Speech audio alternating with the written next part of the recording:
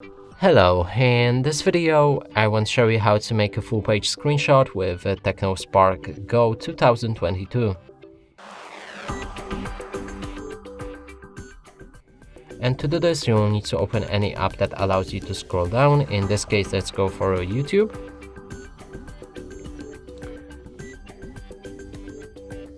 Right here, make sure that you're on top of the page and click on the combination of the power key and volume down key at the same time.